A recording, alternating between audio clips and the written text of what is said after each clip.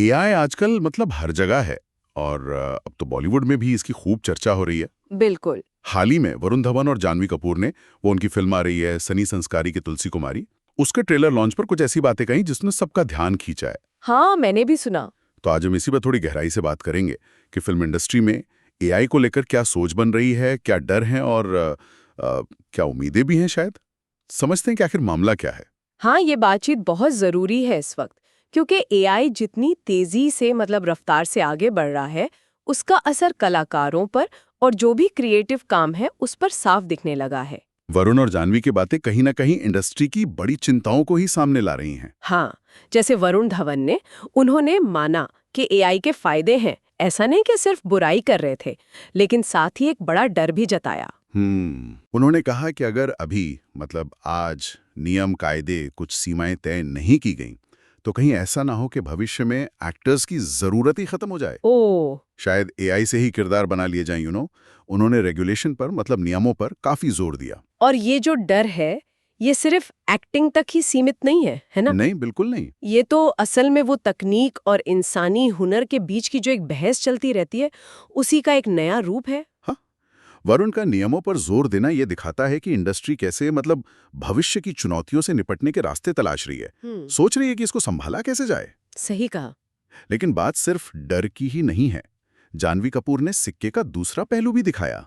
अच्छा, क्या कहा उन्होंने? उन्होंने बताया कि कैसे एआई से क्रिएटिव प्रोसेस में मतलब रचनात्मक प्रक्रिया में मदद मिल रही है, जैसे लुक्स तय करने में या कहानी के आइडियाज सोचने में तेजी आ गई है। हाँ, ये तो है। जिससे वक्त और पैसा दोनों बच रहे हैं। बिल्कुल। जानवी का जो अनुभव है, वो एआई के दोहरे चरित्र को दिखाता है। एक तरफ तो ये क्रिएटिविटी और काम करने की रफ्तार बढ़ा सकता है, हाँ, दूसरी तरफ इसके गलत इस्तेमाल का खतरा भी उतना ही बड़ा है। और गलत इस्तेमाल की बात चलिए तो जानवी ने अपनी मॉफ्ट तस्वीरों का जिक्र किया। ओह हाँ, वो तो बहुत ही चिंताजनक बात है। हाँ, कि वो ऑनलाइन फैलाई जा रही हैं। ये तो वाकई में एक गंभीर मुद्दा है। हाँ, और ये सिर्फ कोई मजाक या शरारत नहीं है, ये तो पहचान की चोरी और किसी की निजता का, प्राइवेसी का गंभीर उल्लंघन है।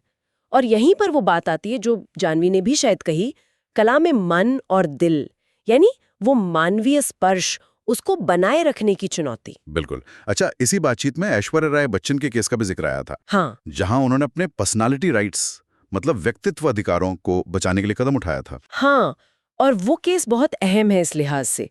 पर्सनालिटी राइट्स, यानी किसी व्यक्ति की पहचान, उसका नाम, आवाज या छवि, उसके गलत कमर्शियल इस्तेमाल को रोकने का अधिकार।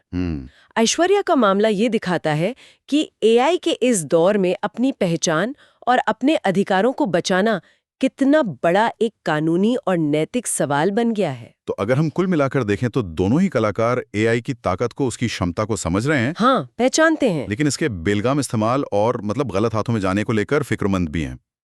इसीलिए वो नियमों की बात कर रहे हैं। बिल्कुल। तो यहाँ से आगे का रास्ता क्या दिखता है, मतलब क्या करना चाहिए? रास्ता तो देखिए संतुलन बनाने का ही है। हमें एआई के जो टूल्स हैं उनका फायदा तो उठाना ही होगा, वो तो जाहिर है। हाँ, वो तो है। लेकिन साथ ही इंसानी रचनात्मकता, उसका हुनर और सबसे जरूरी लोगों की पहचान और निजता, उसकी सुरक्षा के लिए साफ नियम और कुछ सीमाएं बनानी ही होंगी।